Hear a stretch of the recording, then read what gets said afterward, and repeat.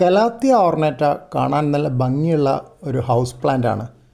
വീടിനകത്തും വളർത്താം, പുറത്തും വളർത്താം. ഞാനിപ്പോൾ പുറത്താണ് വളർത്തുന്നത്. ഇതിൻ്റെ ഇലകൾ മേലെ നിന്ന് നോക്കിക്കഴിഞ്ഞാൽ ഒരു പച്ച കലർന്ന വെള്ള നിറമായിട്ടാണ് കാണുന്നത്.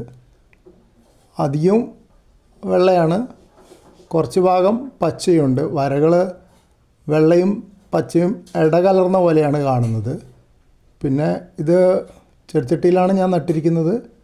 മുറ്റത്തും നടാം, എങ്ങനെ വേണമെങ്കിലും നടാം. ഈ കലാത്തിയ ഓർണേറ്റ ഇപ്പോൾ പേര് മാറ്റിയിട്ടുണ്ട്. ഗോയപ്പേർഷ്യ എന്ന ജീനസിലേക്ക് ഈ പേര് മാറ്റിയിട്ടുണ്ട്. ചെടിയുടെ ഇലയുടെ മേൽവശവും അടിവശവും തമ്മിലുള്ള വ്യത്യാസം ഇവിടെ നോക്കിയാൽ കാണാം. അടിവശം ഒരു വയലറ്റ് കലർന്ന നിറമാണ് കാണുന്നത്. എല്ലാ ഇലകൾക്കും അങ്ങനെ തന്നെയാണ്. മേൽവശം കൂടുതലും വെള്ള, കുറച്ച് പച്ച വരയായിട്ടാണ് കാണുന്നത്. അതുകൊണ്ട് ഇതേപോലത്തെ ചെടികളെ കലാത്തിയ സെബ്രിന എന്ന് പറയുന്ന ചെടികളുമുണ്ട്. സീബ്രയുടെ പോലെയുള്ള വര എന്ന കണക്കിൽ.